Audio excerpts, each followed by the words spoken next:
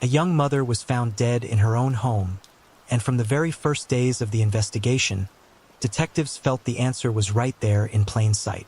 But the deeper they dug, the more strange and puzzling details they uncovered. And when they finally got to the truth, it turned out to be so unexpected it shocked even the most seasoned investigators. Sarah Williamson was born on June 20th, 1963, in Florida. Her father served in the Army, so for a time, the family lived on a military base before eventually settling in Albuquerque, New Mexico. At school, Sarah stood out right away, especially in math.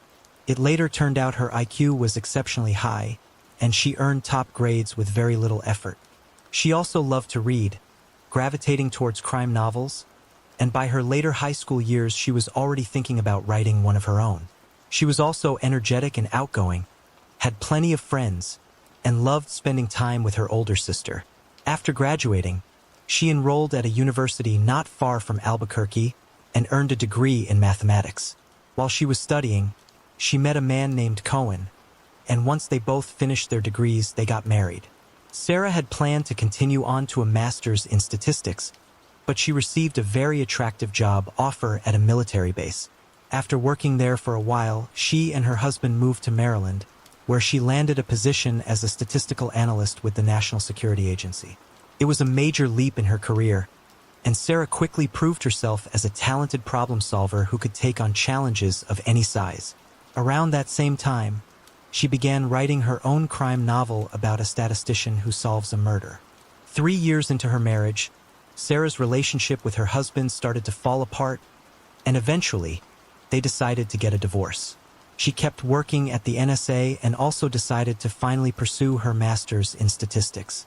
Sarah enrolled in evening classes at Johns Hopkins University, where she met another student named Lorenzo. At the time she was 27 and he was 25. Lorenzo was working towards a degree in business and finance, and like Sarah, he had already been married once before. The two started dating, and after Sarah completed her master's, she married him. They settled in a well-off neighborhood called Elkridge, just outside Baltimore. 3 years later, they had a son, but almost immediately after his birth, Lorenzo began to pull away from the family. His behavior changed drastically. He became controlling of Sarah's every move and showed almost no interest in their child. Eventually, Sarah decided to file for divorce. Lorenzo moved back in with his parents, who lived nearby, and they agreed their son would spend weekends with him while living with Sarah the rest of the time. At the time, Sarah was 35, and her son had just turned 1. On Friday, November 13th, 1998, she dropped him off at Lorenzo's house, then spent the next day with her best friend, Laura. The following morning, Sunday, Laura woke up expecting a call from Sarah, because they had planned to talk, but Sarah never called. Laura tried contacting her, but she didn't answer. That's when Laura noticed she had a voicemail waiting. It had been left at 8:46 p.m. the night before, while she was already asleep. Back then, voicemail didn't show who had called unless you dialed in to listen. Still, Laura figured it might be from Sarah and pressed play. To her horror, she heard chaos on the line, strange noises, then a woman screaming, followed by the sounds of a violent struggle. It sounded like someone was being attacked in real time. Shaken, Laura immediately contacted police. She asked them to check on Sarah, and officers were dispatched to her home. The first thing they noticed was that the window next to the front door had been shattered, yet the door itself was locked, and no one came when they knocked. Circling around, they found the sliding glass door at the back unlocked and went inside. What stood out immediately was that the alarm system on that door was still armed, which made little sense. If someone had broken in through the front, the alarm should have gone off. When they entered the living room, they were met with a gruesome sight. Sarah's body lay sprawled on the floor in a massive pool of blood. The walls, furniture, even the ceiling were also splattered with it. Fearing the worst, officers hurried through the rest of the house, searching for Sarah's baby. Not knowing he was with his father, they immediately assumed he might have been kidnapped. Sarah's body was sent to the medical examiner, while detectives focused on processing the crime scene. They quickly determined that the killer had most likely entered through the broken front window. That window was also wired to the alarm system, but the sensor was on the frame, so it would only trigger if the window was opened. Smashing the glass didn't set it off. Bloody fingerprints showed that the intruder also used the same window to leave. Inside, investigators noticed something strange. Someone had pulled out all the VHS tapes from a drawer in the living room and scattered them across the floor. And the VCR itself was missing. In the kitchen, every cabinet door had been thrown open, like someone was searching for something specific. At first glance, it looked like a burglary, but detectives quickly started to doubt that theory. Sarah's laptop and wallet were sitting untouched on the kitchen table. It felt more like someone had staged the scene to look like a break-in, covering up a much darker motive. The autopsy only reinforced that suspicion. Sarah had been stabbed repeatedly with wounds across her entire body. The sheer level of violence suggested deep, personal anger or hatred toward her. Detectives also couldn't figure out why the killer chose to smash the front window. The back of the house faced the woods and would have offered a much safer way in without drawing attention. That led them to believe the attacker might have known exactly how the alarm system worked and realized that breaking the back door glass would have likely triggered it. Forensics didn't find any usable fingerprints or solid evidence. All they could do was gather up the huge amounts of blood left behind, hoping that somewhere in the mess, they might pick up traces of the killer's DNA if he'd cut himself during the brutal attack. Meanwhile, officers searched the backyard and discovered a machete, which they believed was the murder weapon. Forensics later confirmed that the wounds on Sarah's body matched it exactly. While experts worked through the evidence, detectives confirmed that Sarah's little boy was safe with his father. With that worry off the table, they turned their focus to interviewing Sarah's friends and family. They wanted to know if she'd had any conflicts leading up to her death. But everyone said the same thing. Sarah was kind, easygoing, and never fought with anyone.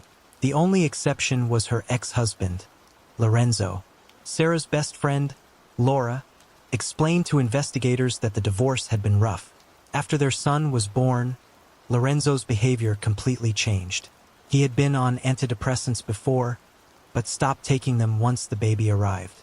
From then on, Sarah noticed he showed no interest in spending time with her son. But that wasn't all. Lorenzo also grew controlling, watching her every move.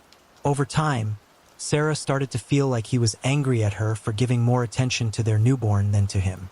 Sometime later, after Sarah went back to work, Lorenzo started accusing her of having an affair with her boss. He even showed up at her workplace.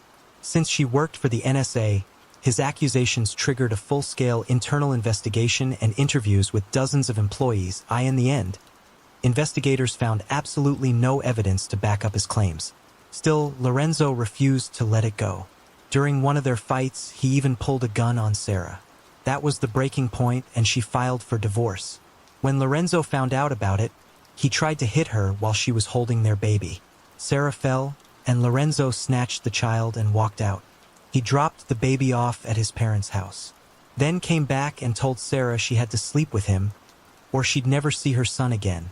After that, Sarah went straight to the police and got a restraining order against him, but no other action was taken. From then on, she only saw him in court, where they were battling over custody, or when she dropped their son off at Lorenzo's parents' house on weekends, since the court ruled he had visitation rights.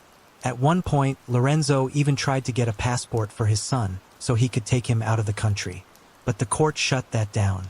Sarah's sister later revealed that just one day before the murder, Sarah had called her and said she was genuinely afraid of Lorenzo. She was worried he might hurt her before the court made a final decision about custody of their son.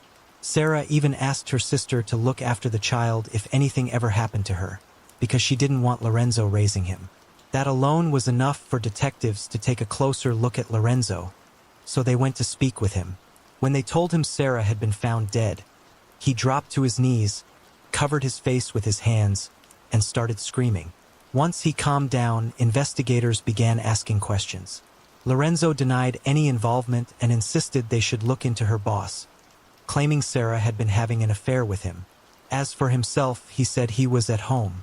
Knight and his whole family backed him up. Detectives knew that kind of alibi wasn't rock-solid. Family members could easily be covering for him. They took his DNA and fingerprints and also checked him for any scratches that might have come from a struggle, but he didn't have a single mark on him. They then got a warrant to search Lorenzo's house and car, but once again came off empty. No blood, no shoes matching the prints left in Sarah's house, and no other evidence that could tie him to the crime. In the end, Lorenzo hired a strong defense attorney, which forced detectives to shift their focus. They decided to check out Sarah's former boss, but by then he had already left the NSA and moved away. When the NSA learned about Sarah's murder, they decided to assign their own team to investigate the case alongside local police. They reached out to Sarah's former boss, and once again, he insisted that their relationship had been strictly professional. He also said that on the night of the murder, he was having dinner with friends in another state, and that alibi checked out. With no other real leads, detectives tried to squeeze more information out of the voicemail Sarah had left her friend in the middle of the attack. They were hoping to catch the killer's voice, but instead, they picked up something else. After experts cleaned up the recording, investigators thought they could hear Sarah screaming the name Mike. That immediately raised a red flag, because Lorenzo's brother was named Michelangelo, but he went by Mike. He lived in the same house with Lorenzo and their parents, and according to him, he'd been home the night Sarah was killed. Detectives started wondering if Mike might have carried out the murder himself, maybe to make sure the child stayed in their family. They brought him in for questioning and played the enhanced tape for him, but he said he couldn't hear his name on it at all. And to be fair, the theory was shaky from the start because even on the cleaned-up version, the recording was so unclear that you couldn't make out any distinct words. Mike denied having anything to do with the murder, but during questioning, detectives noticed he was visibly shaking. And when they drove him back home, the moment he stepped out of the car, he immediately threw up. It all looked suspicious, so the lead detective gave him his phone number and told him to call if he ever decided to come clean. But instead, Lorenzo's attorney reached out to police and said that from now on, they'd only be allowed to speak to his brother in the presence of a lawyer. After that, detectives checked out Sarah's first husband as well as Lorenzo's ex-wife, but both were cleared. As for Lorenzo's ex-wife, investigators asked if she'd be willing to help them, and she agreed. Police tapped her phone and she called Lorenzo, carefully trying to coax something new out of him, but he stuck to his original story and kept insisting he had no idea who killed Sarah. There was also another theory tied to Sarah's job at the NSA. She had access to classified information, and detectives couldn't rule out that this might have been a motive. But the special team from the NSA looked into it and ultimately concluded there was no connection between her work and the crime. A month after the murder, the lab finally finished processing all the evidence from Sarah's house, and they found DNA from an unidentified man in 3 different blood samples. Detectives immediately compared it to Lorenzo's DNA, and to their surprise, it wasn't a match. The same went for his brother and his father. The blood didn't belong to any of them. This twist shocked investigators, who had been almost certain Lorenzo was involved. But now, with the DNA pointing to a completely different man, his guilt didn't look so clear anymore. The problem was, without any other leads, there was no way to figure out who the real killer was, and the case went cold for months. Detectives kept digging, even checking known serial offenders in the area, but nothing came of it. Later, they sent the voicemail recording to the FBI, where experts were able to clean it up more effectively. Turned out, Sarah hadn't said Mike at all. It was just a scream. That went on for 7 months, until the case suddenly took a shocking turn. On June 1st, 1999, the lead detective got a call from the Baltimore County Police Department. An officer there explained that one of their inmates had just confessed to killing Sarah. The inmate was a 19-year-old named Ardell Tickles, who'd been arrested 3 months earlier for an armed robbery at a McDonald's.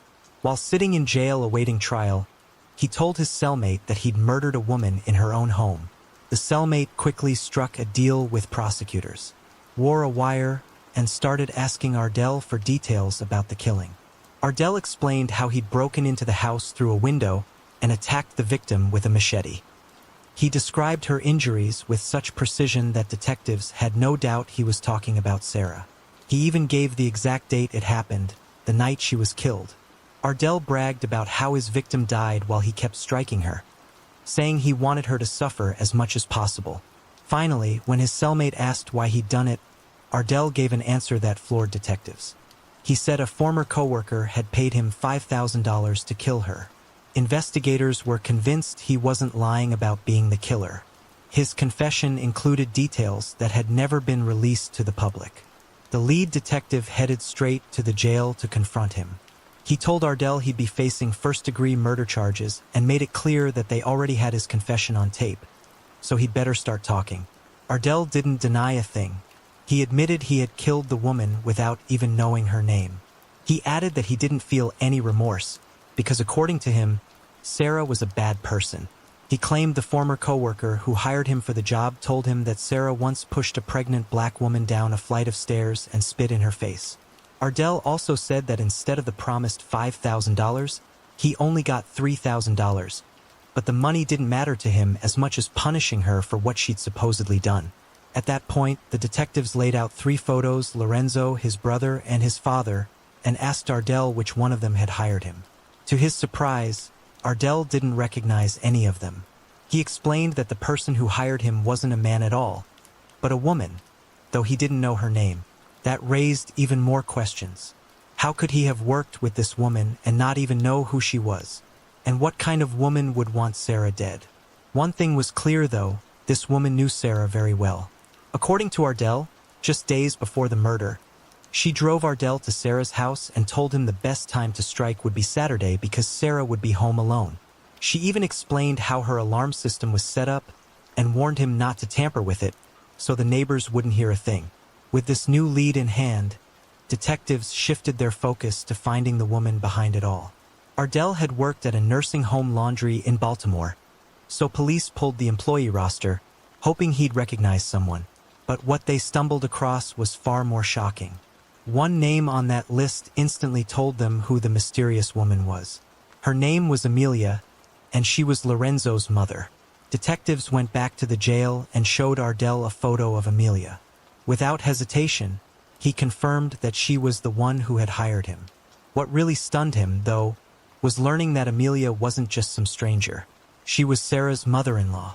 He explained that Amelia often brought the little boy to work, and he'd assumed she was just the child's babysitter. When he realized that the boy was actually Sarah's son, Ardell was floored. He said the only reason he agreed to the murder was because he believed Sarah was racist, and he thought he was punishing her for that. But now he understood he'd been manipulated from the very start. Of course, there was no one doing what he had already done. And for detectives, the real challenge was still ahead. Ardell's confession alone wasn't enough to put Amelia away. They needed hard evidence to prove she'd orchestrated the murder. Talking to staff at the nursing home, detectives found a woman willing to cooperate in exchange for full immunity. She told them that on the day of the murder, Ardell had asked her to help him become a killer by renting a car for him, since he was too young to do it himself. She thought he was joking and went along with it. But just a few hours after she handed over the rental, Ardell brought it back and his boots were covered in blood.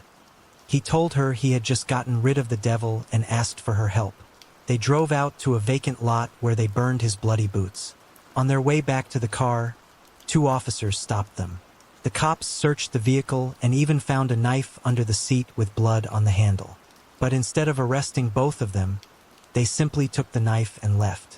Digging deeper, detectives also discovered that just weeks before the murder, Sarah's mother-in-law had withdrawn $2,500 in cash. Soon after, Ardell deposited nearly the exact same amount into his own bank account, a connection. That was hard to ignore. Lab experts compared Ardell's DNA with the sample found on the machete, and it was a perfect match. That was enough to charge him with murder, and right after that, detectives went after Amelia. She was brought into the station, where she called Lorenzo. She told him she was probably going to prison, and he didn't even ask what for. His reaction was strangely calm. After that, Amelia refused to answer any more questions and demanded a lawyer. Knowing that the evidence they had might not be enough to secure a conviction, the lead detective decided to bluff. He told her that if they uncovered proof Lorenzo knew about the murder, their family would never see the child again. Amelia sat in that room for a few hours before finally giving in. She waived her right to an attorney and told detectives she was ready to confess. She admitted that she had never really liked Sarah and thought she was ungrateful. Things only got worse after the baby was born. Amelia believes Sarah wasn't raising him properly, but Sarah never listened to her.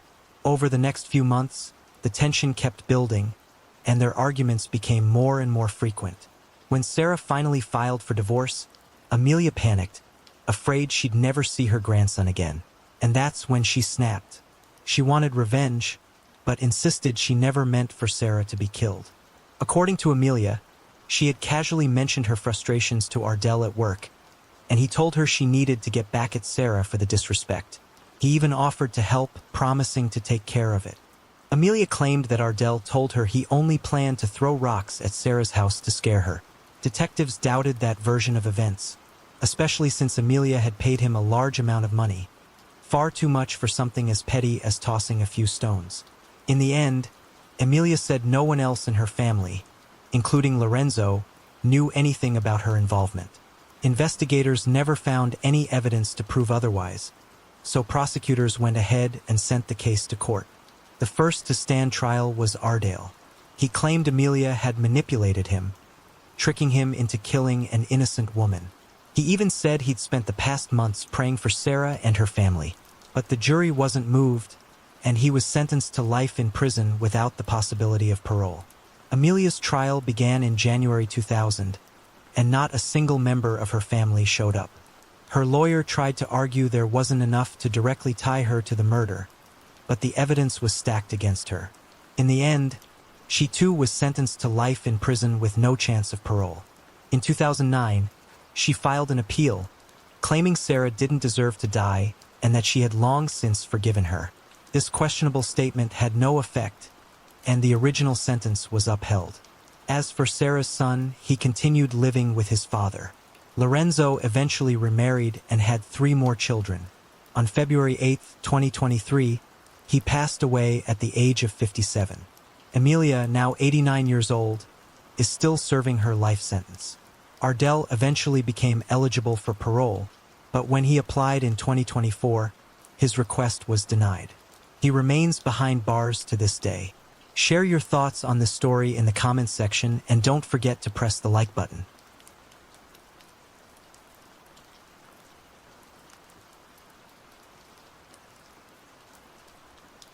A student headed out for her shift at a furniture store, but after sending one unsettling message, she suddenly stopped answering calls and texts. Police opened an investigation, and the case quickly caught the attention of all of Los Angeles before making headlines across the country. And when the full story of what happened finally came out, it sparked outrage nationwide, an anger that still hasn't faded to this day. Brianna Kupfer was born on April 9, 1997, in Los Angeles, California. She grew up in a big, lively family with a younger sister and 2 brothers. From an early age, Brianna stood out for how driven she was.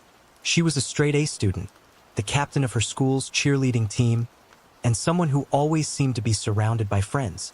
Later, she went on to study public relations at the University of Miami and even spent some time in Australia as part of a student exchange program. After graduating, Brianna moved back home and enrolled in a graduate program at UCLA, focusing on architectural and interior design. She was deeply passionate about creativity, especially fashion. Brianna loved sketching designs, sewing her own clothes, and dreamed of one day launching her own collection. She was also very active. She practiced yoga, danced, and even took up boxing. After returning to Los Angeles, she lived with her parents for a while, but eventually decided to move closer to campus and got an apartment with a friend. To help cover living expenses, Brianna started working as a consultant at a high-end furniture store. On January 13, 2022, 24-year-old Brianna headed out for her usual shift. That day, she was scheduled to run the store on her own because she'd agreed to cover a shift for one of her coworkers. At around 1:30 in the afternoon, Brianna sent her manager a message. "Can you call me? There's a customer here and I'm getting a weird feeling." But the manager didn't see the message right away. A few minutes later, when she finally called Brianna back, there was no answer. She then tried calling the store's landline and again, no response. Around that same time, a couple walked into the store. Right away, they noticed something was off. There was no one at the front. As they stepped further inside, they noticed something strange behind one of the sofas. When they got closer, they realized with horror that it was a person, covered in blood. The couple immediately ran out of the store and called the police. Officers rushed to the scene and found a young woman lying motionless on the floor, and it was clear she was already gone. Her phone was on the floor near her hand, and judging by the sheer amount of blood around her, they immediately suspected she'd been stabbed multiple times. It also didn't take long for them to confirm that the victim was Brianna. Her body was sent to the medical examiner while detectives began combing through the crime scene. Naturally, their first thought was that this might have been a robbery gone wrong, but that theory didn't hold up for long. Nothing of value had been taken, not even the cash from the register. In fact, it was the opposite. The killer had actually left something behind. Sitting on the counter where Brianna had been working was a small voice recorder, and it was still running. The officers hit play on the recorder, and what they heard left them stunned. It started with the soft jingle of the bell above the store's front door, followed by Brianna's cheerful voice greeting a customer. Then came a man's voice, saying that he and his girlfriend were looking for a new couch. Brianna asked him a few questions and offered to show him some of the models on display. A moment later, the man said he needed to call his girlfriend to check with her and stepped outside. A little while later, he came back in and asked Brianna if she could give him her social media profile, but she'd politely declined. Then, out of nowhere, he asked her if she followed Biden's politics. Brianna simply replied no. He said he'd come back later, and Brianna offered him a business card. But instead of leaving, he stayed and started saying strange things. "I think this government's gone crazy," the man muttered. Then he told her, "Put your phone down." A few seconds later, he added, "Relax, I'm not going to hurt you." Then detectives heard the sound of a blade being drawn. Brianna's voice shifted. She was clearly scared. She told the man to leave the store and warned him that she had already called the police. But he didn't listen. In the next moments, captured in chilling detail, the man lunged at her with the knife and began stabbing her. It went on for several minutes. Brianna's terrified voice could be heard pleading with him, saying she could help him, trying anything to make him stop. But he didn't. Eventually her voice went silent. The attacker walked out, leaving only an eerie stillness on the tape. Moments later, Brianna's phone started ringing. It was her manager trying to call her back. A few minutes after that, the recording captured the sound of the couple entering the store and discovering her body, and that wasn't the only audio stored on the device. Months before the murder, the same man had made another recording, where he ranted about how much he hated women. Detectives sent the recorder off to a lab so experts could test it for fingerprints and DNA, and then they moved on to reviewing the store's surveillance footage. There were several cameras in the building, but none of them actually covered the area where the attack happened. Still, the suspect was caught on video when he first approached Brianna's counter. He was wearing a hoodie with the hood up, dark sunglasses, and a medical mask, making it impossible to see his face. From what they could tell, he was roughly average height, medium build, and appeared to be African American. He was also picked up on outdoor cameras right after the murder, walking away from the store. During a thorough sweep of the store, crime scene investigators found a bloody shoe print on one of the couches, likely left when Brianna tried to run outside and the attacker leapt over the couch to cut her off. They also recovered the murder weapon, a 7-inch blade that had been bent from the sheer force of the stabbing. Not long after, the coroner's report came back. Brianna had been stabbed 46 times. There were also no signs of actual assault. All of this painted a grim picture for detectives. It looked like they were dealing with someone who had no real motive, other than the urge to kill. And judging by the way he was dressed, investigators also considered the possibility that the man might be homeless, which made tracking him down even harder. While waiting on the lab results, detectives kept digging for more surveillance footage, anything that might show the suspect again. Before long, they discovered that about 30 minutes after the murder, he walked into a grocery store. They also got a tip from an employee at a chiropractic clinic located just a few doors down from Brianna's workplace. She told police that the man had come in only minutes before the murder, asked a few questions about their services, and then left. Detectives canvassed other businesses along that same street and learned that the man had walked into several of them as well, only to leave almost immediately. Piecing everything together, they realized he'd likely been hunting for someone who was alone. In every other place he'd tried, there were either multiple staff members or other customers present. In total, he'd gone into 6 different businesses before finally walking into Brianna's store. News of Brianna's murder spread through Los Angeles like wildfire, sparking outrage across the city. People were furious, not just because of what happened to Brianna, but because crime in Los Angeles had been climbing at an alarming rate, while officials seemed to be doing little to stop it. In fact, many pointed to controversial policies like zero bail releases for suspects and reduced time requirements for early parole as part of the problem. There was also anger over the fact that Brianna had been left to work in the store alone, a circumstance that many believed had made her an easy target. But all the media attention also gave detectives a glimmer of hope that someone might recognize the killer. Police released photos of the man through social media and news outlets, and they announced a massive reward, $250,000, for any information leading to his arrest. Most of that reward money came from the store where Brianna worked. The size of the reward attracted hundreds of tips, but none of them led anywhere. Days went by with no breakthrough until the lab results finally came in. Forensic experts matched DNA found on the murder weapon to a 31-year-old man named Sean Smith. Even so, just as detectives had suspected, Sean had no fixed address, which made finding him a lot harder. Police sent out information about him all over the city, and soon after, the media got hold of Sean's criminal record. It turned out he'd been arrested over and over again for a mix of minor and more serious crimes. Things like drug possession and theft, but also incidents that were far more alarming. Once, he attacked a police officer and bit his finger.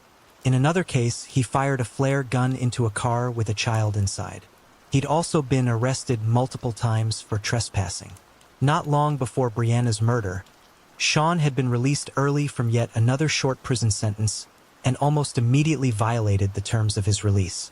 But instead of being sent back to prison, he simply vanished, slipping through the cracks of the system.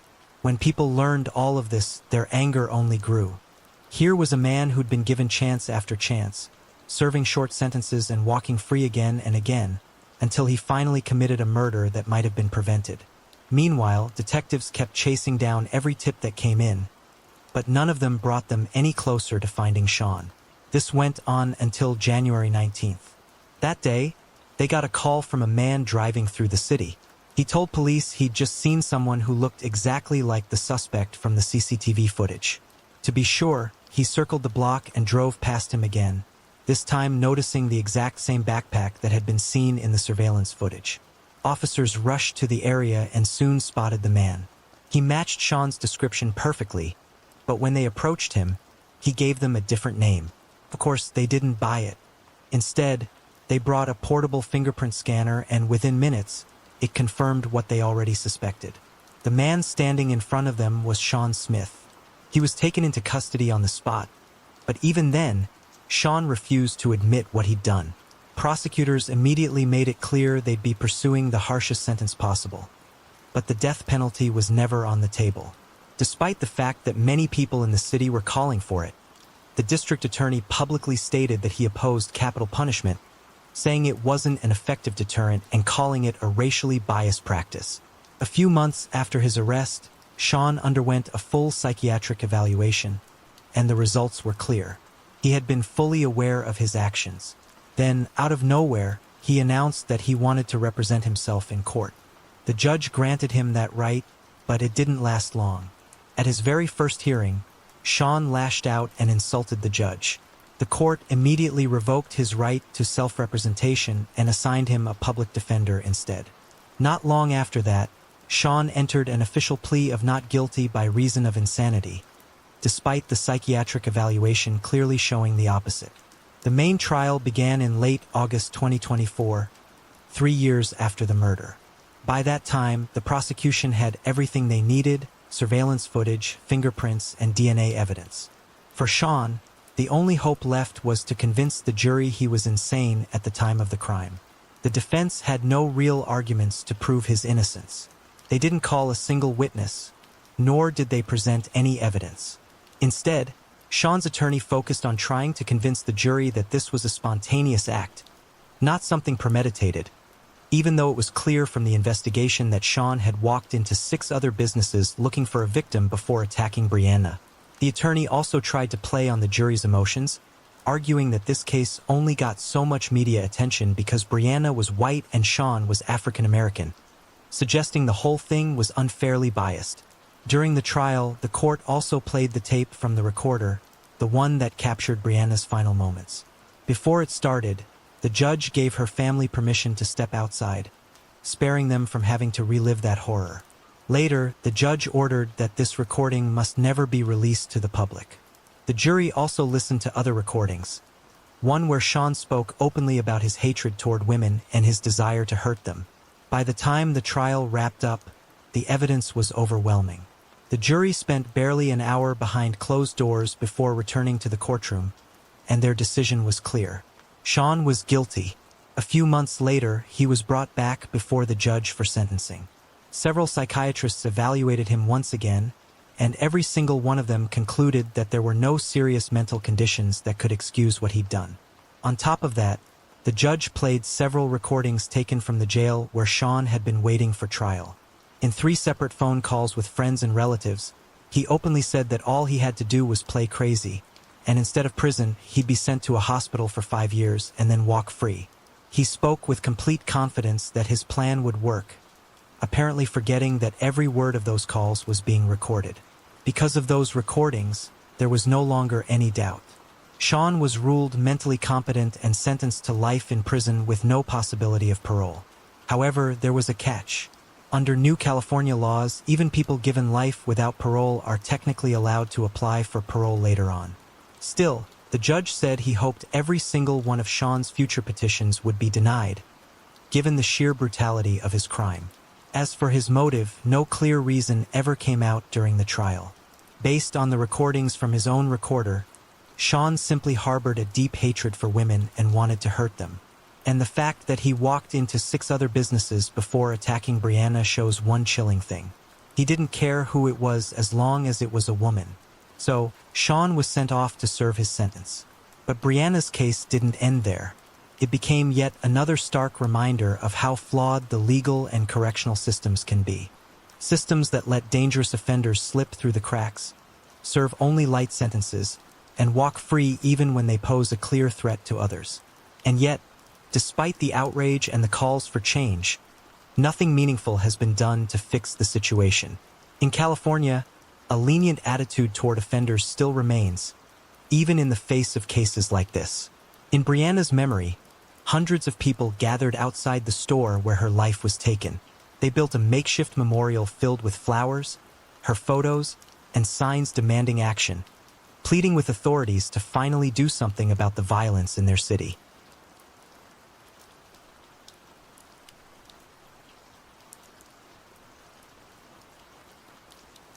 A student headed off to university for her classes, but she never made it back home. When police stepped in, they quickly uncovered chilling clues, but that was only the beginning. By the time they finally solved this case, it had shaken not just all of Australia, but far beyond its borders, and its echoes are still felt to this day. Sophie Colombe was born in 1993 in a small French village called Saint-Julien-Mont-Denis. It was a quiet, picturesque place in the Alps, where Sophie grew up with her parents and 2 older brothers. From an early age, she had a passion for music and even played in her village's local ensemble. She also dreamed of seeing the world. After finishing school, Sophie moved to Denmark to study international business, and later she went to Germany for an internship. Then, in 2013, she was accepted into a master's program at Griffith University in Brisbane, Australia. She moved there with her boyfriend, and the 2 of them rented an apartment near the university. But a year later, his visa expired and he returned to France. Sophie still had 1 more year left to finish, and at first she thought about going back with him. In the end, though, she decided to stay and complete her degree. On top of her studies, Sophie worked several jobs just to make ends meet, waiting tables, doing cleaning work, and even giving private French lessons. But it still wasn't enough to afford her own place, so she moved in with some university friends who were sharing an apartment. On the morning of March 27, 2014, 21-year-old Sophie set out for the university as usual. That day, her classes were scheduled to run late into the evening. Throughout the day, she kept in touch with her boyfriend, messaging back and forth. Until sometime that evening, she suddenly stopped replying. By the next morning, there was still no word from her, and he began to panic. After trying and failing to reach her by phone, he went online to check the Brisbane Police Department's social media page, hoping for any sign of her. That's when he stumbled on a brand new post. Police had uploaded photos of several pieces of women's jewelry, asking the public for help identifying who they belonged to.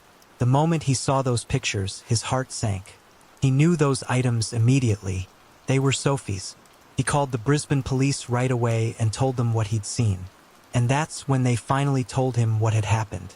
Early that morning, police were contacted by a homeless man who lived in a park not far from Sophie's apartment. He told them that while walking through the park, he'd noticed someone lying on a bench, covered with old newspapers as if trying to keep warm. At first, he thought it was just another person sleeping rough for the night, but when he got closer, he saw it was a young woman. He tried to wake her, shook her shoulder, called out to her, but there was no response. That's when he noticed blood matted in her hair. He reached out to check for a pulse and felt nothing. Realizing she was dead, he immediately went to the police. Officers confirmed that the young woman had died and sent her body to medical examiners. The autopsy revealed a devastating head injury, the fatal blow with a heavy object. They also found numerous abrasions and confirmed that she'd been sexually assaulted. Investigators concluded she'd been attacked just a few yards from that bench and then dragged over and left there. Whoever did it had placed her on the bench and covered her with newspapers, likely hoping her body would go unnoticed. And in that park, it made sense. The area was a known hangout for the homeless, and seeing someone asleep on a bench was nothing unusual. If that's what the killer was counting on, it worked. According to medical experts, the attack happened the previous evening, but Sophie didn't die right away. She lived for several more hours. She remained on that bench until late into the night, slowly succumbing to her injuries. If someone had called for help, doctors might have been able to save her. But no one called. Most people, it seems, simply thought she was another homeless person asleep in the dark. Once police sent Sophie's boyfriend a photo of the victim and he confirmed it was her, detectives threw everything they had into the investigation. One of their first priorities was to find her clothes and belongings, because when her body was discovered, she was wearing nothing but her jewelry. But after combing through the park and checking every nearby trash bin, they didn't find a single trace. Investigators then began piecing together Sophie's final day, step by step, to try and retrace her movements. Footage from a CCTV camera near her apartment showed her leaving that morning and boarding a bus to the university. She spent almost the entire day on campus, and at about 8:30 that evening, she headed home. By then, it had started raining. A classmate offered to give her a lift, but Sophie turned him down, saying she'd just take the bus. Cameras near the bus stops captured her getting on and later getting off at her usual stop. From there, she would have needed to walk across a bridge over the river to get home. But to reach that bridge, she first had to cut through the very same park where her body was later found. After that point, there was no more footage, nothing to show what happened next. Detectives turned to the public, hoping someone might have seen something that rainy night. But almost no one had been out in that weather. And that gave the killer the perfect chance to attack her in the middle of that tiny park without being seen. Police also asked the public to keep an eye out for any of Sophie's missing belongings. She'd been carrying a phone, a tablet, an umbrella, and her handbag. When none of those items turned up in the park, they brought in divers to search the river. Before long, the divers found an umbrella about a mile downstream. But even then, investigators couldn't say for sure if it belonged to Sophie. News of Sophie's murder immediately drew massive attention across the city, and for more than one reason. First, police openly admitted they couldn't rule out the possibility that the killer might strike again. And second, Sophie was the fourth international student murdered in Brisbane in just a few months. Even though those other cases were unrelated and the suspects in them had already been caught, people were starting to see a chilling pattern, and the sense of unease kept growing. Meanwhile, Detectives kept digging through surveillance footage near the park, combing through hours upon hours of video. Then, finally, they spotted someone. A man walking past the park both before and after the estimated time of Sophie's death. That time window had been narrowed down almost to the minute, based on Sophie's movements captured by other cameras. What really made him stand out wasn't just how often he appeared near the park. It was the fact that he never came forward, despite repeated public appeals asking anyone who'd been in the area that night to contact police. Even with the heavy rain, dozens of people reached out saying they'd passed through or nearby at some point. But this man's name never came up. Investigators tried to follow his trail. Cameras showed him entering a subway station near the park and riding a few stops. After that, though, the trail went cold. They suspected he might have been heading toward the train station near the airport, possibly to catch a train out of the city. Detectives went back to the park to speak with people who'd spent most of their time there, hoping someone might recognize the man from the footage. Before long, they found a witness who said he'd actually been drinking with that man on the night of the murder. According to him, the man's name was Ben, and he'd been staying at a homeless hostel a few miles from the park, on the other side of the river. That hostel already had a bad reputation. Many of the residents were recently released prisoners with nowhere else to go. Police headed over there and showed staff a photo of the man from the surveillance footage. They recognized him immediately and confirmed that he was indeed one of their residents, 25-year-old Benjamin Millward. The staff also mentioned something unsettling. They hadn't seen Benjamin since the night Sophie was killed. He'd simply vanished, leaving behind almost all of his belongings, as if he'd left in a hurry. All of this gave police every reason to dig deeper, and finding Benjamin quickly became their top priority. 8 days after the murder, they went public with his name and photo, asking anyone with information on his whereabouts to come forward. As detectives looked into his background, they discovered that Benjamin had quite a record. Back in 2012, he'd been released from prison, where he was serving time for assault. But soon after, he was arrested again for violating parole and only gained full freedom in 2013. On top of that, his record included theft, charges, and a string of lesser offenses. Investigators also learned something else while speaking with other hostel residents. One of them said that just hours before Sophie's murder, Benjamin had been heavily drunk and under the influence of drugs. Benjamin even admitted to him that he hadn't used in a long time, and the last time he did, things went badly. Another resident reported seeing Benjamin in the park around 5 p.m. taking another dose. After that, they went their separate ways because the resident wanted to get back to the hostel before it locked up at 9 p.m. Benjamin, however, never returned that night. That same resident recalled spotting him outside the building around 11 p.m. after Sophie's murder and said Benjamin looked deeply unsettled, nervous, and was acting strangely. While police waited for leads on his whereabouts, Benjamin's relatives and acquaintances began reaching out. Every single one of them insisted they didn't believe he could be involved in a murder. His family said they hadn't heard from him since the day Sophie was killed, and they even went on TV pleading with him to come forward and clear his name. But Benjamin stayed silent, and detectives grew more and more convinced that he'd already left the city. They circulated his photo and details to other towns and states, hoping someone would spot him. Before long, they got a promising lead. Staff at a small hotel in a town called Balina, located in another state, reported that a man matching Benjamin's description had stayed with them for a few days, but he was already gone. Police immediately alerted officers in nearby towns, warning them that Benjamin might be moving through the area. And soon enough, 2 officers in a coastal city called Coffs Harbour, just a few dozen miles from that hotel, noticed a man on the street in the middle of the night who looked just like him. They approached and asked, "Are you Benjamin?" And the man calmly replied, Yeah, you got me. Is this because of the internet?" He was immediately arrested and extradited back to Brisbane. Detectives took his DNA and had matched the skin particles found under Sophie's fingernails, finally and undeniably tying him to her murder. After Benjamin was placed in custody to await trial, his lawyer spoke to the media. He said his client was feeling overwhelmed by all the pressure surrounding the case, but otherwise he was doing fine. Once in court, Benjamin didn't try to deny what he'd done. During the proceedings, He admitted to the murder in front of the judge and even asked Sophie's family for forgiveness. But then he revealed a detail that left everyone in the courtroom stunned. According to him, after attacking and assaulting Sophie, he told her he was going to get help. Yet instead, he simply walked away, leaving her to die alone on that park bench in the pouring rain. Before fleeing the city, he also threw all of her belongings into the river. As for his motive, Benjamin claimed that he hadn't been in control of himself, blaming everything on the drugs he'd taken. He said he barely remembered the attack at all, recalling only fragments of what he'd done to her. However, experts cast serious doubt on Benjamin's claims.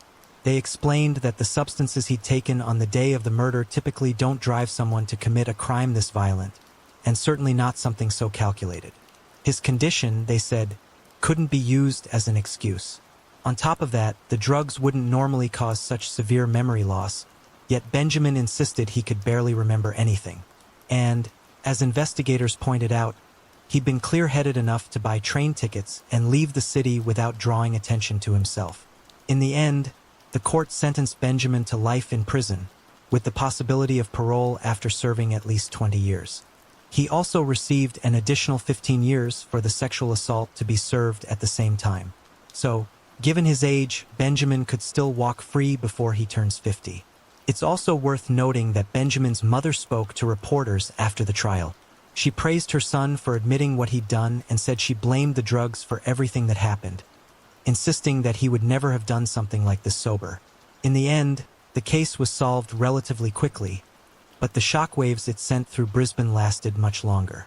After Sophie's death, locals demanded that authorities step up security in that park and called out the hostel for accepting anyone at all, including recently released violent offenders and murderers.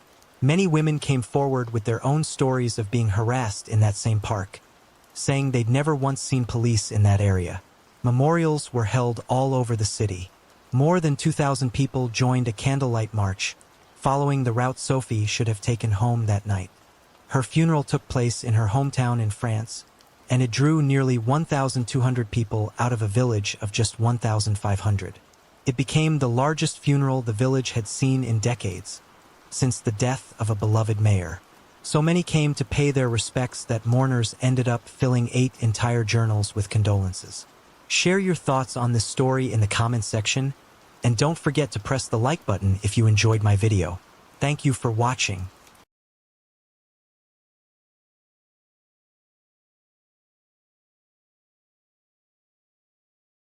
A student went to bed in her room, but just minutes later, a fire broke out. When firefighters rushed in, something fell off right away. Police got involved, and detectives started piecing together a series of unsettling clues and testimonies. What they uncovered was a dark, tangled truth, one that would leave everyone shaken. Andrea Del Vesco was born on June 29, 1994, in Chicago, Illinois. She had an older brother, a younger sister, and parents she was incredibly close to. Andrea also came from a well-off family. Her dad ran an investment firm. After her little sister was born, the family moved to Austin, Texas, where Andrea enrolled in a prestigious Christian school. She stood out fast. She played on the field hockey and lacrosse teams and racked up a bunch of awards, especially for studying languages like Spanish and Latin. When she graduated, Andrea applied to several top colleges. In the end, she chose UCLA, planning to earn degrees in psychology and Spanish. She loved the language and seriously thought about moving to a Spanish-speaking country one day. Her parents had hoped she'd pick a university in Chicago because her older brother was studying there and could keep an eye on her. But they ultimately supported her choice, and she headed to California. In her first week on campus, she joined a sorority and quickly made friends. Andrea moved into the dorms with them and spent the next few years working hard toward her degrees. She also picked up part-time jobs whenever she could. Even though her family could provide everything she needed, she wanted to pull her own weight. In 2015, when Andrea was 21, she entered her senior year. At UCLA, sorority and fraternity members in their final years could rent small apartment-style complexes just off campus. It was considered a big deal, both prestigious and a chance to finally live a bit more independently outside the dorms. Andrea and her sorority friends jumped at the opportunity and rented a place just a short walk from the university. Around that same time, Andrea adopted a little chihuahua from a shelter, and soon after, she began volunteering there on a regular basis. September was an especially important month for her sorority. It was recruitment season when they welcomed new freshmen into the house, so Andrea and her friends were busy preparing for it. On the night of September 20th, they spent hours working together, setting up displays, painting posters, making decorations, and getting everything ready for the big event. As the night wore on, the girls started heading to their rooms one by one. Andrea stayed up with a friend in the living room, chatting until 3:30 in the morning. Eventually, she dozed off on the couch, but a little while later she woke up and went to her bedroom. A few hours later, Andrea's roommate, who lived upstairs, was suddenly woken by the sound of a woman screaming and a dog barking. The noise seemed to be coming from downstairs, so she tried calling her, but Andrea didn't pick up.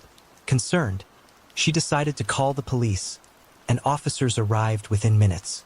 By the time they entered the building, everything had gone quiet.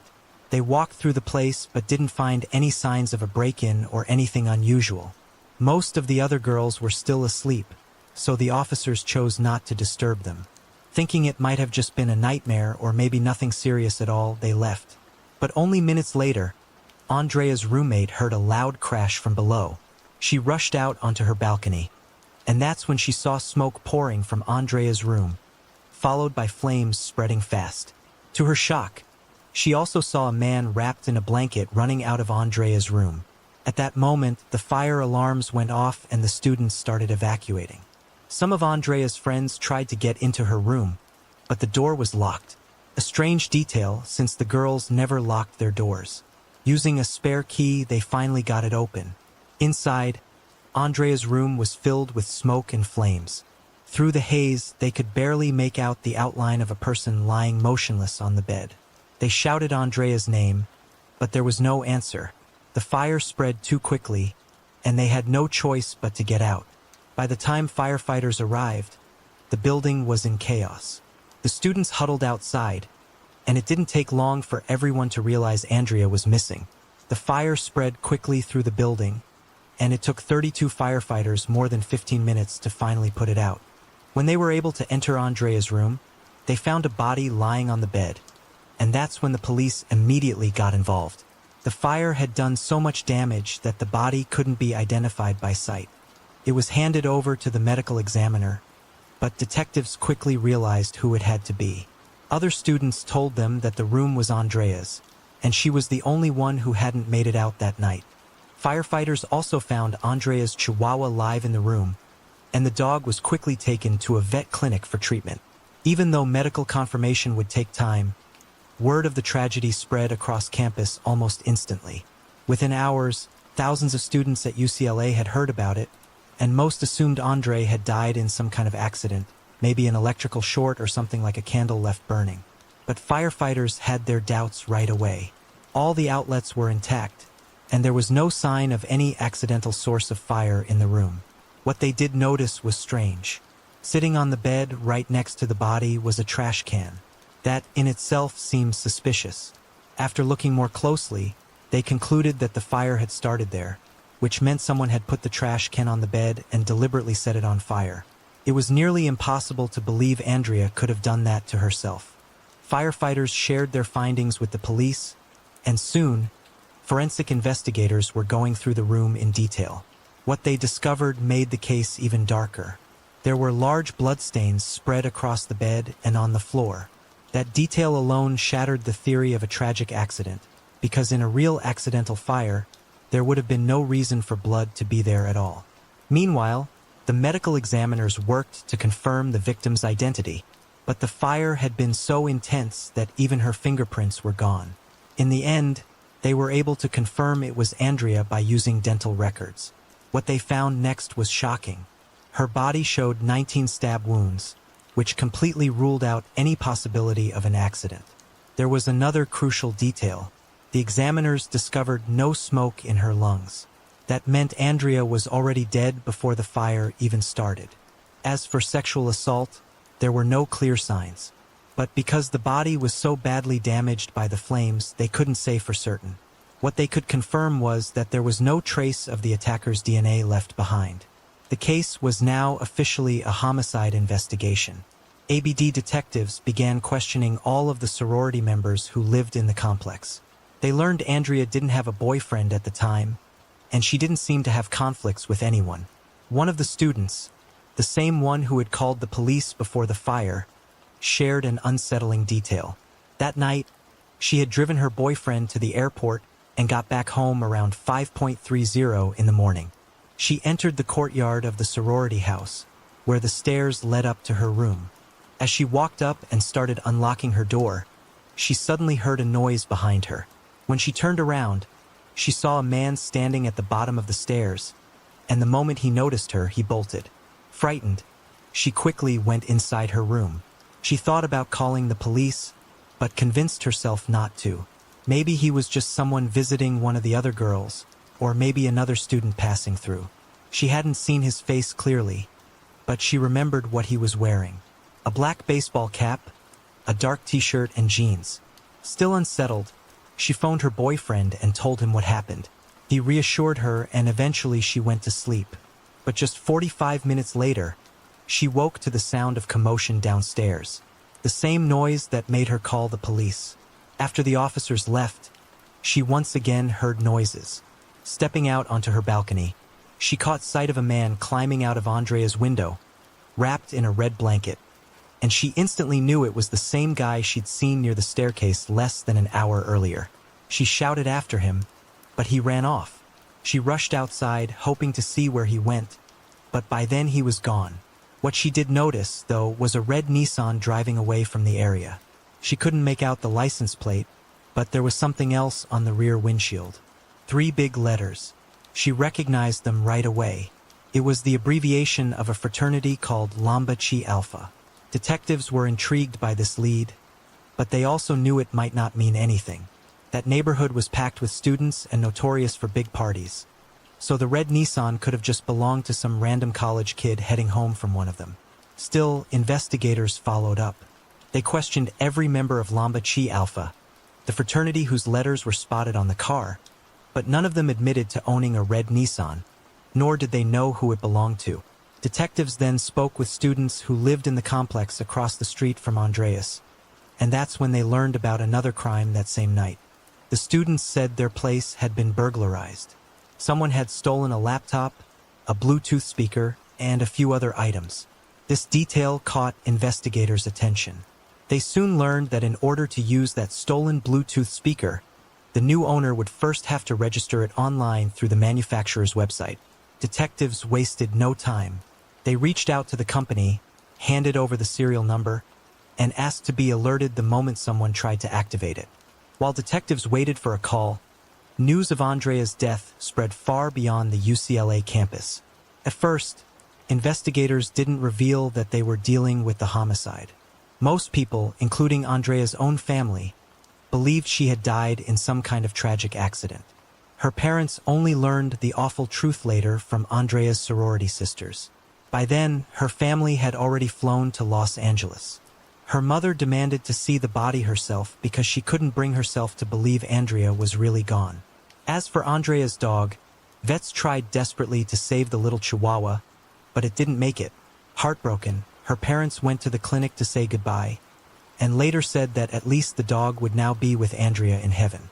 Meanwhile, detectives were still chasing the lead on the red Nissan, but came up empty-handed. Days passed with no progress until the call finally came in. The stolen Bluetooth speaker had just been activated, and the detectives now had an IP address. Traced back to a man named Joseph, living in Fresno, about 3 hours away from UCLA. Police headed straight to his home, and Joseph admitted he had registered the speaker online, but insisted it wasn't his. He said it belonged to his roommate, a man named Alberto. According to Joseph, Alberto had left for Los Angeles a few days earlier to attend a concert and came back on September 22nd, just one day after Andrea's murder. When he returned, he wasn't empty-handed. He brought back the stolen Bluetooth speaker, along with other random items like dishes, towels, and bottles of alcohol. When asked where it all came from, Alberto told him a friend in Los Angeles had just moved and gave him the things he didn't want to take along. Detectives dug deeper and found out Alberto was a 22-year-old student at Fresno State University who had no criminal record. Still, his whereabouts were unclear, and it took investigators several days to track down the house he was staying in. On September 26th, officers surrounded the home and arrested Alberto. At the station, he claimed he had gone to Los Angeles to visit a friend who lived near UCLA. Together, they went to a concert, then spent the next few days hopping from party to party before he headed back home. When a detective asked him about the Bluetooth speaker, Alberto pretended not to know what they were talking about. But once they confronted him with proof that the stolen speaker had been found in his roommate's home, his story changed. Now, he said the speaker had actually been brought by his friend from Los Angeles, who supposedly gave him a ride back to Fresno. But detectives quickly uncovered another inconsistency. Alberto's own roommate told them he saw Alberto return home alone, carrying the speaker and the rest of the stolen items into the garage. Caught in the lie, Alberto switched his story again. This time, he admitted he had stolen them himself. He explained that he and his friend had gone to a student party that night where some of the people were acting rude. Drunk and annoyed, he decided to teach them a lesson by stealing their things, laptop, the speaker, and whatever else he could grab. He insisted he was so intoxicated that he barely knew what he was doing. Alberto added one more detail. He claimed that around 5:30 a.m. after leaving that party, he and his friend were confronted by a man hiding behind a dumpster. The man pulled out a gun and demanded their stuff. Instead of handing it over, they ran, and the stranger fired a shot in their direction. When detectives asked for a description of this gunman, Alberto gave one, and it matched perfectly with what Andrea's neighbor had seen that same night. Detectives, of course, weren't quick to buy Alberto's story, especially since no neighbors had reported hearing gunshots that morning. Still, they pressed him further, asking if he had gone into any women's dorms while he was in Los Angeles. Alberto said he had met 2 students through a mutual friend, but insisted that was the extent of it. Detectives pushed harder, telling him they didn't believe a word he was saying. Under pressure, Alberto changed his story yet again. This time, he claimed that during the same party where he'd stolen the speaker, his friend Eric had met a girl who lived just across the street and decided to go with her. Alberto said he didn't know her name, but when he gave a description, it matched Andrea. Then he went further. He described what she was wearing that night, even down to her underwear, and eventually slipped up and said her name. Detectives realized he was likely lying, spinning stories as he went along, but they also knew they had to squeeze out as many details as possible. When they pushed him to recall more, Alberto put his head in his hands, went silent for a few seconds, then finally muttered, "All right." It was Eric. According to Alberto, just minutes after Eric went off with the girl, he came running back, clearly shaken. He told Alberto they needed to get out of there immediately because he had done something serious. Eric admitted he had attacked the girl, and together they left the party. According to Alberto, Eric threw away a pair of rubber gloves as they left, gloves he'd been wearing when he came out of the student's house. Finally, Alberto claimed that sometime later, after the party, he saw news of Andrea's murder and realized what his friend had done. He messaged Eric, demanding the truth, and Eric confessed to killing her. Detectives still weren't convinced by Alberto's shifting story, but they had no choice but to check it out. They asked where Eric lived, and Alberto pointed them to an apartment complex just 5 minutes from Andrea's place. Police knocked on Eric's door and started asking questions about that night. Eric admitted that he and Alberto had been at the party, but claimed nothing unusual happened. According to him, they got back to his apartment around 3 a.m., and he didn't wake up until closer to 8. He also said he had been very drunk, so his memory of the night was fuzzy. Detectives kept pressing, but Eric stuck to his version.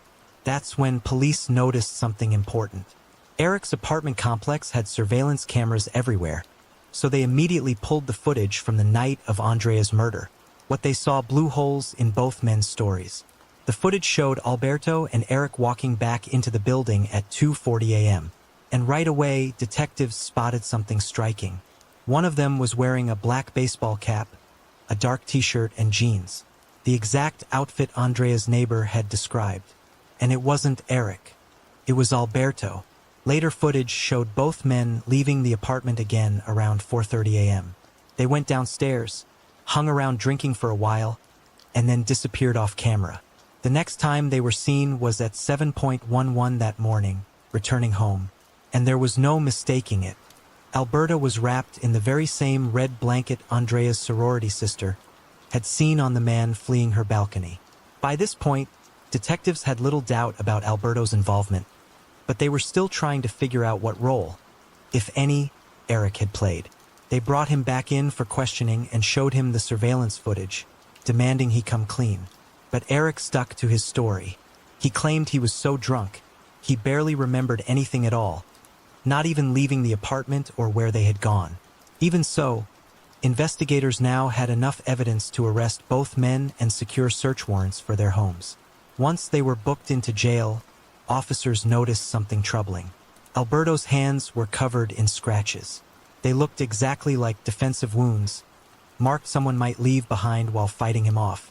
When asked about it, Alberto shrugged it off, saying he got into a fight at a party, but couldn't remember with whom. Soon after, forensic teams combed through Eric's apartment. They spotted stains that looked like someone had tried to wash away blood and quickly sent the samples to the lab for testing. Next, detectives tracked down Alberto's car, the red Nissan with the fraternity letters on the back window.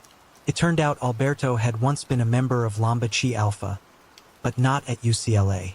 He'd been a part of a chapter in Fresno before being kicked out for bad behavior. Finally, police searched Alberto's home. What they found left no room for doubt. A trash bag containing the same red blanket seen by Andrea's neighbor, a bloody knife, and Alberto's clothing, including his underwear. Even more disturbing, the bag also contained a pair of women's underwear. All of the evidence was sent to the lab for testing. In the meantime, one of Alberto's neighbors came forward with something that immediately caught detectives' attention. He said that when Alberto came back from Los Angeles, he told them that a student had been murdered right across the street from where he'd been at a party. What stood out wasn't just that Alberto knew about the killing, it was the level of detail. According to the neighbor, Alberto described the crime scene in graphic precision, that the victim had been assaulted, stabbed, and then the house was set on fire to cover it up. None of those details had ever been released publicly. Alberto even boasted that the police would never catch the person who did it, because the crime had been done too cleanly. Detectives strongly disagreed, though. They kept digging into the mountain of evidence piling up against him. When forensics finished processing Alberto's car, it, too, was covered in blood. Samples from the vehicle, the knife, and Alberto's clothing all came back with the same result. The blood belonged to Andrea. With that confirmation, prosecutors moved forward. Both Alberto and Eric were formally charged with murder. But detectives still weren't convinced Eric had played an active role. He might not have even known what his friend had done. But with the evidence tying both men to the scene, they had little choice but to charge him alongside Alberto. After they were locked up and this information hit the news, a new witness came forward. He told police that around 5:30 that morning, he had been outside near Andrea's house collecting plastic bottles.